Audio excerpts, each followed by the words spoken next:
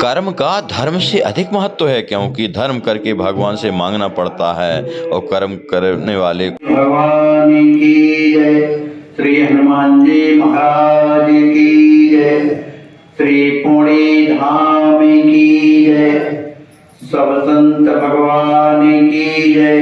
जय जय सीताराम। तदाकार मन रूप में कीन्हो चरित पवित्र, भय संत आनंद मगन लीला देख विचित्र। संत सकल दर्शन हित आए, चरण वंद निज भाव जनाए। श्री कौशल किशोर मतिमाना, लीला रसिक रसज्ञ सुजाना। जब श्री तिलकधारी जी महाराज ने सुंदर लक्ष्मण जी का पाठ अत्यंत जब सुंदर किया तो सभी दर्शक बड़े आनंद में भर गए। सभी लोग आ करके श्री लक्ष्मण जी महाराज के चरणों में प्रणाम करते हैं और बहुत से संत महात्मा उनका दर्शन करने के लिए आते हैं, उनके चरणों में प्रणाम करते हैं। उसी समय पर एक कौशल किशोर नाम के जो संत थे, वे अत्यंत ही लीला के रसज्ञ थे और परम सुजान और बड़े मतिमान बुद्धिमान थे। लोक वेद विधि भव भय हारी, लीला कर सदा सुखारी। वो भी श्री सीताराम जी महाराज की लीला किया करते थे, माने वो राम लीला किया करते थे। लेकिन वो इस तरह की लीला नहीं करते थे कि किसी भी गांव में जाएं तो गांव के लोगों से चंदा वसूल करें, और उनका जो रामलीला है एक साधन नहीं था। लोगों को सुख देने के लिए, सबको भगवान के रास्ते में लगाने के लिए इस तरह की वो लीला किया करते थे। तो श्री तिलकधारी जी के उस सुंदर स्वरूप और उनकी सुंदर मधुर वाणी को सुन करके श्री कौशल किशोर दास जी महाराज अत्यंत प्रेम में भरे हुए थे। उन्हें बड़ा अच्छा लग रहा था और वे भी श्री लक्ष्मण जी के पास आते हैं। उस समय स्वरूप नहीं बने हुए, उनके पास आते हैं और अत्यंत संकोच के साथ कहते हैं कि हमारे यहाँ गर्मी के दिनों में जो है आप जरूर पधारिए, क्योंकि हम आपको श्री राम जी का स्वरूप बनाएंगे। क्योंकि आप इतने सुंदर हैं तो राम जी का स्वरूप बनाएंगे और उस राम जी के स्वरूप की झांकी का मैं स्वयं दर्शन करना चाहता हूँ। तो तिलकधारी बोले कि आप जो कह रहे हैं सही है, लेकिन मैं बिना माता जी की आज्ञा लिए मैं नहीं जा सकता हूँ। अगर वो जाने की आज्ञा दे देंगी तो मैं निश्चित आपकी सेवा में चलूंगा। शिव प्रसाद संग गुरु पाही आयो, पुरुषोत्तम चरणन शरणायो। शिव प्रसाद जो थे उनके साथ में श्री तिलकधारी जी महाराज उस लालपुर से और अपने पौड़ी आते हैं। पौड़ी के बाद खरी ताल में जाकर के पुरुषोत्तम दास जी महाराज के चरणों में उन्हें प्रणाम करते हैं। चलत विदाई के समय बचन कहत सब लोग, नाथ कृपा की जय सदा बना रहे संयोग। जब लीला समाप्त होएगी तो गांव के लोग आकर के विदाई करने के लिए आते हैं राम जी की, लक्ष्मण जी की, सबकी। तो लक्ष्मण जी की विदाई करते समय अत्यंत ही दुखित होकर के कहते हैं कि हे नाथ हम लोगों पर हमेशा कृपा करिए। माने जब जब परवाही में ये कार्यक्रम हो तब तक आप अवश्य जो है अपना संयोग प्रदान कीजिए। मंगल में लीला चरित गान करे जो कोई, जग 84 जगत बिच आवागमन न होए। कथाकार कह रहे हैं कि इस मंगल में लीला चरित्र का जो गान करेगा, श्रवण करेगा, उसे संसार की 84 लाख योनियों में उसे भ्रमण नहीं करना पड़ेगा, वो साकेत धाम में हमेशा रहेगा। इस तरह से श्री रानी नंदन जो उनके पुत्र हैं तिलकधारी जी, उनकी उस सुंदर छवि और उनके जो पाठ की जो कीर्ति थी उस सब जगह फैली हुई थी, है ना। उनका जो ज्ञान था, उनका जो ध्यान था, उनका जो सम्मान और यश जो था, जो बालक बड़ा सुंदर है, बोलता भी बड़ा सुंदर है और सबका आदर भी करता है, पाठ भी बहुत बढ़िया करता है और बड़े सुंदर भी लगते हैं। इस तरह से उनका दिनों दिन सम्मान बढ़ने लगा। तिलकधारी जी के एक मित्र थे बालक, उनका नाम था राम प्रसाद। तो राम प्रसाद बड़ी अत्यंत ही सुंदर वो भी थे और उनकी तिलकधारी से पटती थी। वो दोनों मिल करके खेल भी खेला करते थे। जो राम प्रसाद थे वो धनी मानी के लड़के थे, परम सुशील धनी अति ज्ञानी, कोमल स्वर अति सुंदर वाणी, परम सुशील थे। उनके पिताजी बहुत बड़े आदमी थे, वे भी बड़े पढ़ने में अच्छे थे, उनकी सुंदर वाणी थी और उनका स्वर भी कोकिल जैसे था। ये दोनों के दोनों तिलकधारी और श्री राम प्रसाद जी, ये दोनों बालक नित्य अमर पाटन साथ में जाते थे पढ़ने के लिए। पढ़ लिख संग संग दो में दोनों साथ में जाते पढ़ने पाठशाला। अब वहां जब पाठशाला में का समय हो जाता घर लौटने का, तो दोनों संग संग आते थे। वो दोनों सुंदर भोजन बनाते थे, उनके साथ में और कोई ना थे, दोनों थे राम प्रसाद और तिलकधारी जी। सुंदर भोजन बनाते थे और भोजन बनाकर भगवान का प्रसाद लगा करके और दोनों के दोनों पाते थे। उनकी उन रहनी को देख करके कि ये दोनों बालक बड़े सुशील हैं, बड़े सुंदर हैं और ज्ञानवान भी हैं, उनका प्रेम सबसे था। जो उनको बड़े लोग मिल जाते थे वो दोनों बालक उनको प्रणाम करते थे, हाथ जोड़ते थे। इस तरह से जहां वो रहते थे अमरपाटन में, तो अगल बगल के जो पड़ोसी थे उन्हें अपना मानते थे, उन दोनों को अपना मानते थे। मानी करत सेवा विधि नाना, अपना मान करके कोई त्योहार आया, लड्डू बना या गुजिया बनी, तो उन दोनों बालकों को दे आते थे। एक बार होली का उत्सव था और होली के उत्सव में सबके घरों में सुंदर पकवान बनते हैं, है ना। अब वो बालक चूंकि उनकी परीक्षा थी, इसलिए कुछ होली के उत्सव में वो लोग घर नहीं गए। इसके कारण जो अगल बगल के जो रहने वाले थे उन्होंने देखा ये बालक घर गए नहीं, इसलिए अपने अपने घरों से सुंदर पकवान मिठाई बालकों को भेज दिया। बोले जननी ने दिया द्रव्य और पकवान, साथ संदेशा भी कही पड़ी सदारी जान। और यहाँ पौड़ी से भी माता जी ने जब जाना कि हमारे तिलकधारी नहीं आ रहे, तो उन्होंने भी सुंदर पकवान बनाए अपने पुत्र के लिए।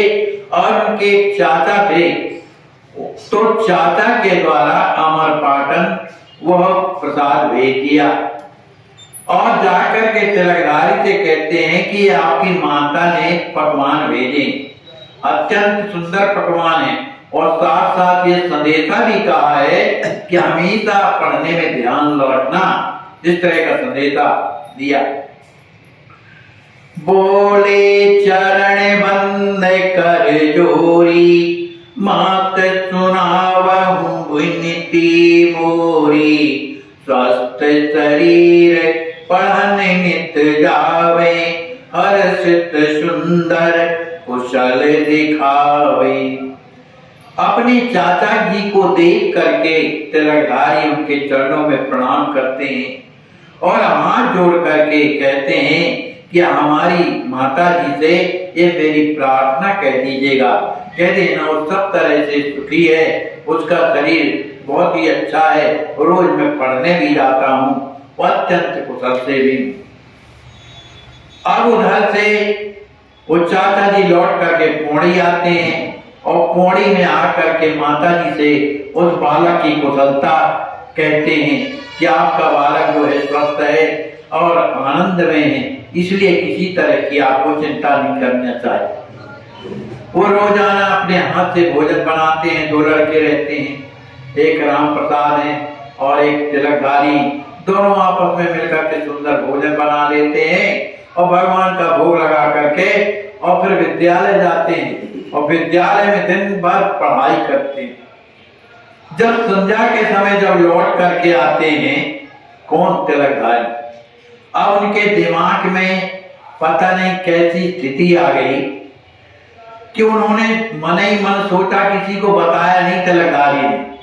जब ये लौट करके आए जहां रहते थे अमरपाटन में, हम अपने कमरे में जब जैसे ही आते हैं तो उन्होंने एक चेटक कर दिया। चेटक माने एक प्रकार का तमाशा कर दिया। अब वो बैठ गए आसन में और ओछा ओछा करने लगे, मैं काली, ओछा ओछा मैं काली, बड़े जोर से चिल्लाने लगे।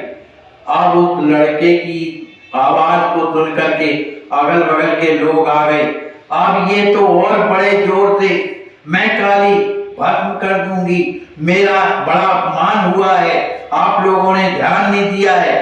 अब ऐसा कह करके उछलते थे, कहीं पृथ्वी में हाथ पटकते थे, मन जिस तरह से भाव दिया जाता है ओछा ओछा करते थे। मेघ ध्वनि सम वचन भयावन, उनकी वाणी गर्जना इतनी भयानक हो गई कि सभी कोई डर गए कि भैया ये तो देवी ने बालक को पकड़ लिया, कितना सुंदर बालक, बताओ देवी ने पकड़ लिया। सुन कोलाहल पुर नर नारी, धाये निज निज काज विसारी। जब वो बालक की मैं काली हूँ, ये हूँ, फलाना हूँ, ठिकाना, जब जोर जोर से जब पटकने लगे हाथ पैर, तो उस कोलाहल को सुन करके अगल बगल के जो लोग थे अपना काम धंधा छोड़ करके जब जाते हैं तो सिर हिला रहे थे, बैठे हुए थे, और मैं काली, मैं ये, मेरा बड़ा अपमान हुआ है, मेरा किसी ने ध्यान नहीं दिया, मैं भस्म कर दूंगी, ये करूंगी, वो करूं। अब बेचारे डर गए। अब उस लड़के का उस भयानक स्वरूप देख करके सभी कोई इतने दुखी हो गए कि अब क्या किया जाए। और बार बार कहते थे, मैं काली हूं, मैं कोई साधारण देवी नहीं हूं, मैं बहुत काली हूं, और ओछा ओछा भाव लेकर कुचकते फिर बैठते, इस तरह की लीला करते, कभी दौड़ने लगते, कभी हंसने लगते। झाड़ फूंक हित भूमि बुलाए। गांव के लोग तो डर गए कि बताओ बेचारा ये बालक है, कितना सुंदर है, जो देवी ने पकड़ लिया इसको। तो झाड़ फूंक करने वाले जब आए तो दुनिया को जैसे ही देखा तो तिलकधारी इतने जोर से गरजे कि वो दुनिया भी कपने लगा, इतने जोर से, मैं काली, तू मुझको ठीक करेगा, मैं तेरे को अभी ठीक करती हूँ। अब वो बेचारा डर गया। जब डर गया तब काली ने कहा कि तुम यहां से सीधे जल्दी हट जाओ, अली मैं अभी तुझे देखती हूँ। वो बेचारा दुनिया थर थर कांप करके दूर बैठ गया। नहीं करूं मैं नाश तुम्हारा, को घर बची न रो अनारा, तुम यहां से जल्दी जाओ और नहीं मैं तुम्हारा नाश कर दूंगा। वो दुनिया को बोली, तुम्हारा नाश करूंगा और तुम्हारे घर के कोई व्यक्ति नहीं बचेंगे, सबको मैं ठीक कर दूंगा, मार डालूंगा। अगर तुम मेरे पास आना चाहते हो, काली देवी बोल रही, काली आदि कुछ नहीं है, ऐसा ही कहा, अगर तुम हमारे पास आना चाहते हो तो मेरी शरण में आओ, मेरी शरण, और क्षमा मांगो और मेरे चरणों में शीश झुकाओ, तब मैं तुम्हें अभय दान दूंगा, नहीं तो तुझे बर्बाद कर दूंगा। पूछा ग्राम देव सिरनाई, है ना, तो तुम आकर के यहाँ मुझे मनाओ, मुझसे विनती करो, मेरे चरणों में प्रणाम करो, तब तो तुम्हारी भलाई है। खाली हाथ आज नहीं जागो, अस कहीं जोर जोर जमावे। आज जो है मैं खाली हाथ नहीं जाऊंगा, मतलब तुझे ठिकाना करके आऊंगा। उस गुनी से कहा। ऐसा कहकर बार बार मैं काली और जमवाने लगे मुंह फाड़ फाड़ के। उनका शरीर मारे क्रोध के, पूरा शरीर वीर रस से भर गया। उनके रोम खड़े हो गए, पूरा गौरवर्ण के तो थे ही, क्रोध झूठी है, क्रोध किया तो क्रोध में उनका पूरा शरीर एकदम लाल हो गया, वाणी एकदम गंभीर निकलने लगी। बारे बारे सिरनाए सब, देवी देव मनाए, करही मनोती मात तुम, बालक देव बचाए। बेचारे जो देखने सुनने आए थे वो बार बार कोई देवी को, कोई देवता को और काली के साथ सामने हाथ जोड़ करके कहते थे, हे माता जी, ये बालक दूसरे घर का है, ये केवल अपनी माँ का अकेला लड़का है, इसके ऊपर कृपा करो, इसको छोड़ दो, इसको क्यों परेशान कर रही। लेकिन तिलकधारी ने देखा कि बहुत से लोग आए मना रहे हैं, तब तो और उछलना शुरू किया। अट्टहास करत हरताई बोले, देवी काली आई। अरे मैं कोई साधारण देवी थोड़ी हूँ, काली हूँ, भस्म कर दूंगी। इस तरह का। अब बेचारे कोई हाथ जोड़े, कोई पैर पड़े, कोई विनती करे, माता जी मान जाइए, शांत हो जाइए, आपका ये बालक ने क्या बिगाड़ दिया, उसके तरफ से हम क्षमा मांगते। देव मात यही जीवन दाना। हे माता जी, आप तो सब पर कृपा करने वाली हो, तो इस बालक को जीवन में दान दे दो, इसके जीवन में कुछ ना हो, क्योंकि ये बड़ा छोटा है, ये आपके मर्म को नहीं जानता। इसने आपका जो भी अपराध किया हो तो हम लोग क्षमा मांग रहे, ये छोटा बालक है। चरण शरण सब मान तुम्हारे, कृपा करो हम तुमसे हारे। सभी जो लोग बैठे हुए थे बार बार उन देवी के चरणों में गिर गए, कहते हैं, हे माता काली, हम तुम्हारे चरण में पड़े हुए हैं और सब प्रकार से हम हार गए हैं, आप क्षमा करो, इस बालक को छोड़ दो। इस तरह से जब सभी लोग काली को मनाए, तब धीरे धीरे तिलकधारी धीरे धीरे ठंडा आने लगे। अब उनका उचकना, कूदना, हाथ पटकना ये धीरे धीरे कम हो गया। और जो बोले, भभूति वहां की उठा करके जो चूल्हे की राख काट रही, उसी को पहले से इकट्ठा कर लिया। कहा, लो आप लोग भभूति लो और अपने अपने घर को जल्दी जाओ। अति मन भावन लीला कीन्हा, पुरवासिन निज आसन दीना। अब जो भी आते थे भभूति को देते थे, माता जी हमारे घर में सब सुख, हाँ सब सही रहेंगे, पकड़ो भभूति ले जाओ, लड़कों को भी खिला देना। इस तरह का सब करते रहे। उनकी इस दशा को देख करके लोग अत्यंत घबरा गए। तो कुछ लोगों ने जाकर के, कुछ लोगों को भगत की जाकर के पौड़ी में बता दो माता जी से कि वो बालक बहुत बीमार है आपका। जय जय काली माँ कहत गए ग्राम के लोग, बोले बालक ठीक भा, मात कृपा संयोग। सभी कोई काली जी की जय मनाते हुए और अपने अपने घर को जाते हैं और आपस में कहते हैं, भैया काली माता जी ने भला उस लड़के को ठीक कर दिया, बड़ी कृपा किया। पूर्वासी सभी काली की जयकारा लगाते हुए जय जगदम्बा का शिकायत, कोई जगदम्बा कह करके पुकार के उनकी जयकारा लगाते हुए अपने अपने घर को जाते हैं। ये कौन सी लीला कर रहे हैं, इस लीला को कोई नहीं जानता, लीला चरित्र को नहीं जाना। देवी को कृपा अनुमान, सब ने ये समझा कि काली देवी का कोई अपमान कर दिया इस लड़के ने, इसलिए काली देवी प्रकट होकर के और ये सब कह सुन रही और कहती भी है कि मेरा बड़ा अपमान हुआ है, आप क्या करें?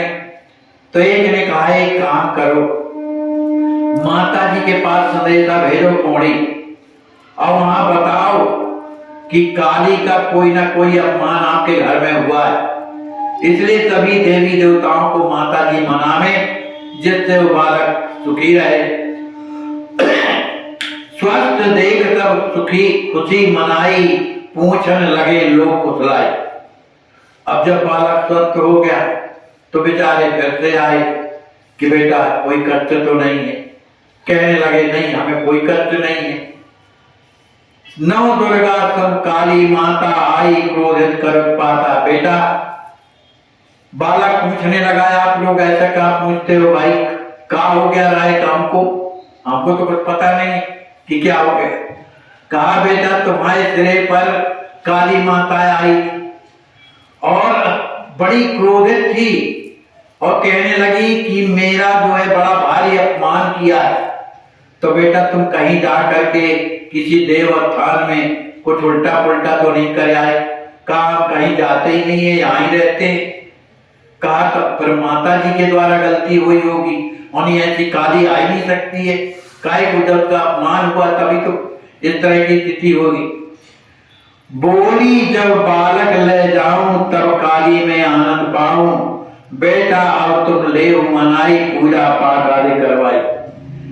गांव के लोग कहते हैं बेटा तेरे ऊपर भगवान की कृपा थी और नहीं तो तुझे काली ले जाती। तेरे ऊपर भगवान की कृपा थी सीताराम जी की, तो नोट के कारण वो काली नहीं ले गई और नहीं तुझे निश्चित ले जाती है ना। इसलिए बेटा तुम घर में जाकर के पूजा पाठ करो और काली को मनाओ। तब तिलकधारी ने सभी से कहा, पायो आज देव तुम्हारी, आज मुझे बड़ा कष्ट हुआ। उनकी बातों को सुन करके कि शरीर में दर्द जिनके भाव आता है, बड़ा भारी कष्ट हुआ।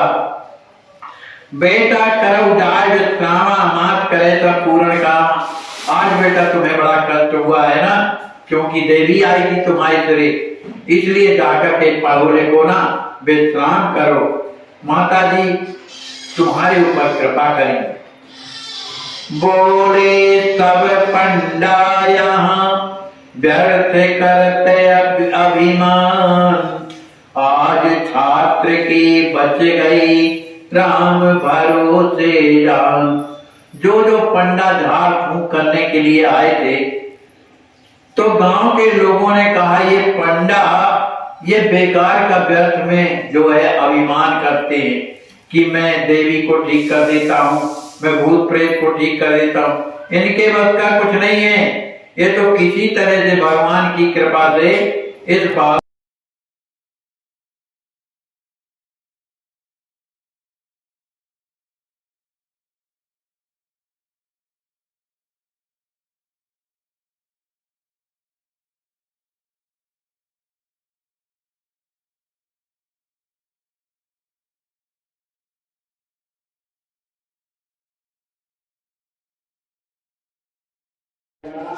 श्री सद्गुरुदेव भगवान की जय। उनकी प्रेरणा से अश्वत्थ संतों की सेवा अश्वत्थ सेवा ट्रस्ट स्थापित करके की जा रही है।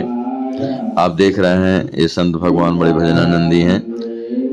इनको एक्सीडेंट हुआ था तो 3 पसली टूट गई थी और फेफड़े में इतनी अधिक चोट आई कि उसमें से अभी देख रहे हैं आप नली पड़ी हुई है और फेफड़े में से 3 लीटर के आसपास खून और पानी मिला हुआ निकाला गया।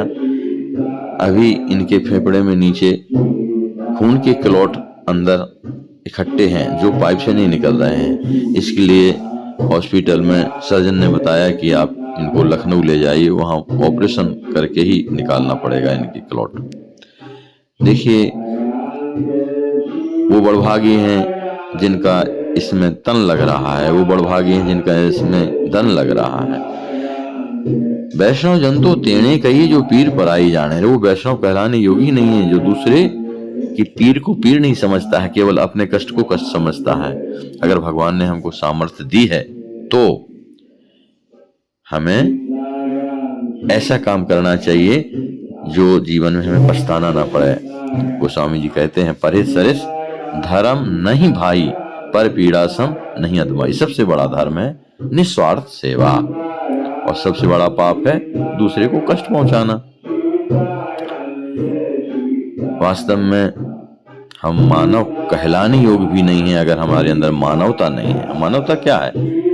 अरे भाई, मनुष्य भी खाता पीता सोता है, बच्चे पैदा करता है, और एक जानवर भी खाता पीता सोता है और बच्चे पैदा करता है। अगर इतना ही करके हम मर गए, भले करोड़ों रुपया हमने जमा किया हो, भले बहुत बड़ा मकान बनाया हो, लाखों की गाड़ियां हो, कुछ भी, कितना परिवार बढ़ गया हो, आखिर एक दिन क्या होने वाला है? हमारा सब कुछ हमें छोड़ के जाना है, तन धन सब कुछ। लेकिन उसको इकट्ठा करने में हमने जो पाप कमाए हैं, या उस पैसे से हमने निस्वार्थ भाव से किसी की सेवा की है, गौ माता की, गरीबों की, असहाय की, संतों की, तो ये तो जरूर हमारा अक्षय हो गया है। ये जाएगा, साथ में साथ देगा हमें। पर ये धन दौलत, ये परिवार, ये हमें साथ देने वाले नहीं हैं आगे। जरा अपने सीने पर हाथ रख के देखो, वास्तव में क्या आपको इस धरती को छोड़ के नहीं जाना है? राजा रंग फकीर, जो आया है सो जाएगा, राजा रंग फकीर। कोई जंजीर से जकड़ के जा रहा है, कोई विमान पे बैठ के जा रहा है। तो मनुष्य बनकर हम स्वतंत्र हैं, हमें भगवान ने बुद्धि दी है, तो सत्संग करें, गुरुदेव का वरण करके भजन करें, तो बिगड़ी जन्म अनेक की सुधरे अभी आज हमारी, अभी आज सुधर सकती है। कैसे? होए राम को नाम जब तुलसी तज कुसुमाज। और ये सब तभी होगा जब हम एक सद्गुरु को प्राप्त करें। वास्तव में इस साक्षात स्वरूप जो हमारे परम पूज्य स्वामी श्री जगत गुरु रामानंदाचार्य जी ने कहा था, राम भजन और साधु सेवा। साधु सेवा में भी हमारे गुरुदेव ने कहा था कि भंडारे तो सब जगह होते हैं बेटा, चारों तरफ संतों के लिए भोजन, वस्त्र और निवास की कहीं कमी नहीं रहती है। अयोध्या धाम में करोड़ों के भंडारे होते हैं साल भर में, लेकिन आप देखें ऐसे वृद्ध संतों को जो बड़ी तकलीफ आ गई है, भयंकर कष्ट है, ऐसी स्थिति में उनका अपने माता पिता के समान सेवा करने वाला कोई नहीं है। प्रभु ही प्रेरणा दे करके किसी को सेवा कराते हैं, या कोई नहीं मिलता है तो अपने भक्तों की सेवा भगवान करने स्वयं आ जाते हैं। माधुदा जी की तो लंगोटियां भी गंदी धोते थे ठाकुर जी, जगन्नाथ भगवान। तो वास्तव में विचार करें हम, अगर भगवान ने हमें सामर्थ्य दिया है तो इनको हम सहारा बने। ऐसे गंभीर मरीजों की सेवा में कितना खर्च होता होगा? अभी डॉक्टर ने इनके ऑपरेशन के लिए बताया है कि लखनऊ में इनको 3-4 लाख रुपया खर्च होगा। तो हम विचार करें, अब ट्रस्ट के पास इतनी सामर्थ्य नहीं है कि इतना अधिक खर्च करके, और एक एक रोगी का अभी वर्तमान समय में करीब 14-15 मरीज एक साथ चल रहे हैं जिनका इलाज चल रहा है। भोजन फ्री, दवाइयाँ फ्री, इलाज फ्री, सारा स्टाफ सेवा में लगा रहता है।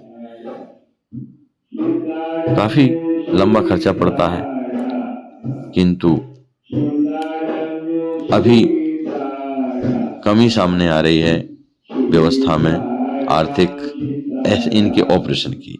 इस प्रकार के मरीज साल में 4-6 आ जाते हैं, अधिक नहीं आते हैं। पर इनकी व्यवस्था, अगर हम भगवान ने हमें कुछ भी सामर्थ्य दिया है तो हमें कुछ अवश्य करना चाहिए, अन्यथा बाद में समय चूक जाने पर पछतावा ही हाथ लगता है। जय हो सरजू मैया की जय हो। दिव्य धाम अयोध्यापुरी से श्री राम लला की कृपा से आज हम कल कल करते हुए परम पावन श्री सरजू मैया का दर्शन कर रहे हैं, जिनके लिए भगवान कहते हैं, जा मज्जनते बिनई प्रयासा, मम समीप नर पावई वासा। अवध धाम धामाधिपति, अवतारण पति राम, सकल सिद्धिपति जानकी। देखिए क्या दिव्य दर्शन हो रहा है। हमारे धन्य भाग हैं। हम मन से प्रणाम करें, दर्शन करें और अपना कल्याण करें। अब जिंदगी के ज्यादा दिन नहीं बचे हैं, सावधान हो जाएं। जो करना है कर लें, मन पछताई अवसर बीते, हम कई दान धान संवारे, अंत चले उठ रीते। राम सुखदास जी महाराज कहा करते थे, समय की चूक की हुक सज्जन को, दुष्ट को नहीं, सज्जन को, महापुरुष को, समय की चूक की हुक जिंदगी भर नहीं मिटती है। मौका चूकने पर फिर पछतावा ही हाथ लगता है। एक बार आइए अयोध्या धाम में आश्वासन सेवा ट्रस्ट में पधारिए, अपनी आंखों से सेवा देखिए और रामलला सरकार की तरफ। आपकी सोच ही आपको बड़ा बनाती है। यदि आप गुलाब की तरह खिलना चाहते हैं, केवल मन ही का किसी का शत्रु और मित्र बनता है। किरण चाहे सूर्य की हो या फिर आशा की,